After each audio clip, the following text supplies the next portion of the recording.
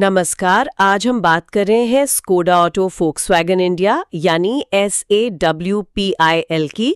उनकी भारत के लिए जो नई योजनाएं हैं उन पर एक गहरी नजर डालते हैं। बिल्कुल, काफी कुछ चल रहा है वहाँ। हाँ, हमारे पास जो कुछ रिपोर्ट्स और नोट्स हैं वो इशारा कर रहे हैं कि कंपनी कोई बड़ा कदम उठाने वाली है, खास तौर पे निवेश और उनकी आगे की रणनीति को लेकर। सही बात है। सबसे पहले तो ये देखिए, एक बड़ी खबर ये है कि SAWPIL को उनकी जो जर्मन पेरेंट कंपनी है वहां से करीब 1 बिलियन यूरोज मतलब लगभग 10,000 करोड़ रुपए के एक्स्ट्रा निवेश के लिए हरी झंडी मिल गई है। मतलब सैद्धांतिक मंजूरी तो मिल ही गई है। हाँ, ये अमाउंट काफी बड़ा है और ये दिखाता है कि भारत उनके लिए कितना महत्वपूर्ण है। बिल्कुल। और ये जो पैसा है ये उनकी एक नई स्ट्रैटेजी जिसे वो इंडिया 3.0 कह रहे हैं उसको लागू करने में इस्तेमाल होगा। इंडिया 3.0।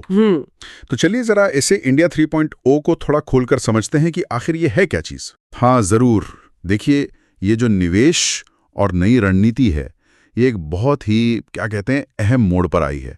हमें ये याद रखना होगा कि जो मौजूदा इंडिया 2.0 वाले मॉडल थे, हाँ, कुशाक, स्लाविया, टाइगॉन, वर्टस, वो सब बिल्कुल उनकी बिक्री शायद उतनी नहीं रही जितनी उम्मीद की गई थी, खासकर उस बहुत कॉम्पिटिटिव मास मार्केट सेगमेंट में। अच्छा। और साथ ही कंपनी किसी लोकल पार्टनर की तलाश में भी थी, लागत कम करने के लिए शायद, लेकिन वो बात भी कुछ फाइनल नहीं हो पाई। ओके, तो वो पार्टनरशिप वाली बात नहीं बनी। इसीलिए अब जो ये इंडिया 3.0 रणनीति है ये वॉल्यूम वाली कारों से थोड़ा हटकर प्रीमियम गाड़ियों पर ज्यादा फोकस करेगी। मतलब खास तौर पर SUVs, MPVs और हाँ, इलेक्ट्रिक वाहन। अच्छा, तो ये है बड़ा बदलाव, मास मार्केट से हटकर प्रीमियम सेगमेंट पर ध्यान। मतलब अब महंगी SUVs और MPVs पर जोर रहेगा और इसमें EVs भी शामिल है। हाँ बिल्कुल, ये एक सिग्निफिकेंट शिफ्ट है।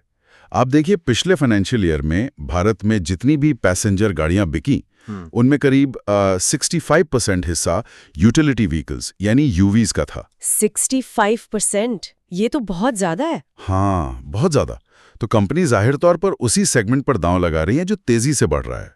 और प्रीमियम UV सेगमेंट में सिर्फ मार्जिन ही बेहतर नहीं होता, बल्कि ब्रांड इमेज बनाने का भी ज्यादा स्कोप होता है। शायद वो इंडिया 2.0 वाली गाड़ियां कीमत या फीचर्स के मामले में उस भीड़-भाड़ वाले सेगमेंट में वो खास जगह नहीं बना पाई। समझ गई, मुकाबला बहुत तगड़ा है वहाँ। बिल्कुल। तो अब फोकस प्रीमियम पर है।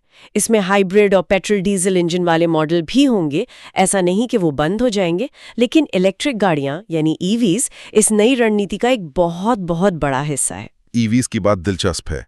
भारत में प्रीमियम EVs तो अभी भी मतलब काफी महंगी हैं। तो क्या इस नई रणनीति में कुछ ऐसा है जिससे ये बदल सकता है? क्या लोकली कुछ बनाने का प्लान है? हाँ, यहीं पर यह रणनीति सबसे ज्यादा इंटरेस्टिंग हो जाती है।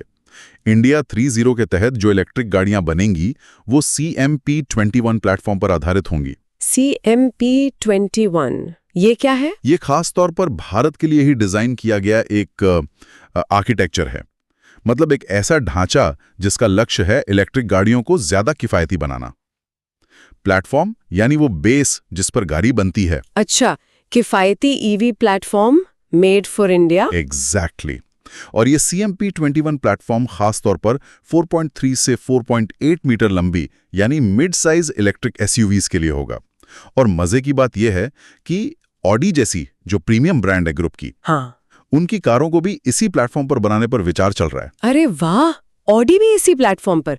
इससे तो प्रीमियम सेगमेंट में भी लोकलाइजेशन का फायदा मिलेगा, शायद कीमत कम हो। बिल्कुल, यही उम्मीद है। इससे स्थानीय स्तर पर बनी ज्यादा किफायती प्रीमियम EVs का रास्ता खुल सकता है। ये बाजार के लिए वाकई बड़ा डेवलपमेंट हो सकता है। तो क्या कंपनी ने कोई टारगेट भी सेट किया है EVs को लेकर? मतलब कितनी बिक्री का लक्ष्य है? हाँ, लक्ष्य तो रखा है उन्होंने। उनका इरादा है कि 2030 तक उनकी जो कुल बिक्री होगी उसका कम से कम 17% हिस्सा इलेक्ट्रिक वाहनों से आए। 17%? ठीक ठाक महत्वाकांक्षी लक्ष्य है ये तो। हाँ है, और इसमें भारत में बनी और बाहर से इंपोर्ट की हुई दोनों तरह की EV शामिल होंगी। और सिर्फ गाड़ियां नहीं, वो चार्जिंग इंफ्रास्ट्रक्चर में भी इन्वेस्ट करेंगे। जाहिर है उसके बिना EVs को अपनाना मुश्किल है। ये बात तो सही है, इंफ्रास्ट्रक्चर तो चाहिए ही। अच्छा, तो ये EV प्लान्स तो काफी सॉलिड लग रहे हैं, खासकर वो CMP21 प्लेटफॉर्म वाली बात। लेकिन ये सब असल में कब शुरू होगा? निवेश कब आएगा, और क्या ग्रुप की दूसरी कंपनियां जैसे फॉक्सवैगन या ऑडी वो भी इसमें शामिल होंगी? देखिए, ये जो निवेश है 1 बिलियन यूरो का, ये उम्मीद है कि 2028 से शुरू होगा और अगले 5 सालों में धीरे धीरे आएगा। ओके, तो अभी कुछ साल है। हाँ, और जहां तक ग्रुप की बात है तो जैसा हमने कहा, स्कोडा भारत में पूरे फॉक्सवैगन ग्रुप के ऑपरेशंस को लीड करती है और वो भारत को यूरोप के बाहर अपना सबसे महत्वपूर्ण बाजार मानते हैं। पूरा ग्रुप, जिसमें Skoda, Volkswagen, Audi, Porsche, Lamborghini सब आते हैं, अपने ऑपरेशंस में सिनर्जी मतलब तालमेल बढ़ाने पर भी विचार कर रहा है। ऐसी भी खबरें हैं कि शायद पोर्श कारों की लोकल असेंबली भी शुरू की जा सकती है। पोर्श की लोकल असेंबली, सच में? ये तो भारतीय लग्जरी कार बाजार के लिए बहुत बड़ी खबर होगी। बिल्कुल, अगर ऐसा होता है तो ये गेम चेंजर हो सकता है उस सेगमेंट में। अच्छा, ये तो हुई इंडिया 3.0 की बात, जो 2028 से शबाब पर आएगी। लेकिन तब तक, मतलब अगले 3-4 साल, कंपनी क्या करेगी? हाँ, अच्छा सवाल है। वो हाथ पर हाथ धरे नहीं बैठेंगे। इंडिया 3.0 शुरू होने तक कंपनी अपनी मौजूदा इंडिया 2.5 योजना के तहत अपनी पकड़ मजबूत करती रहेगी। इंडिया 2.5 ये क्या है? ये बेसिकली मौजूदा दौर की रणनीति है और इसका सबसे बड़ा उदाहरण है हाल ही में लॉन्च हुई कॉम्पैक्ट एसयूवी स्कोडा केलैक। हाँ, केलैक, वो तो काफी चर्चा में है। बिल्कुल, और वो काफी सफल भी रही है। मार्च में लॉन्च होने के बाद से सुना है हर महीने 4000 से ज्यादा यूनिट्स बिक रही हैं। वाह! और इसी सफलता के दम पर स्कोडा भारतीय पैसेंजर व्हीकल मार्केट में 11वें नंबर से सीधे 7वें नंबर पर आ गई है। ये तो जबरदस्त उछाल है। हाँ, और इसी कामयाबी को देखते हुए अब फॉक्सवैगन भी केलैक का अपना वर्जन लाने पर विचार कर रही है। अच्छा, तो एक और कॉम्पैक्ट एसयूवी आएगी फॉक्सवैगन बैज के साथ? ऐसा लगता तो है।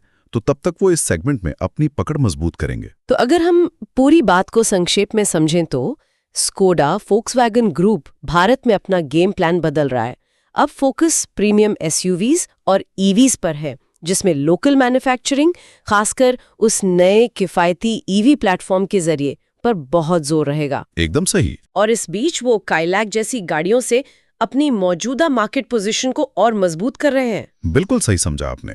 ये कदम सिर्फ ये दिखाता है कि भारतीय ऑटो बाजार कितना महत्वपूर्ण हो गया है, बल्कि ये भी बताता है कि दुनिया की बड़ी ऑटो कंपनियां कैसे अपनी प्राथमिकताएं बदल रही हैं। भारत खास तौर पर ईवी सेगमेंट में सिर्फ एक बड़े बाजार के तौर पर ही नहीं, बल्कि एक प्रमुख मैन्युफैक्चरिंग और रिसर्च एंड डेवलपमेंट हब के रूप में भी उभर सकता है।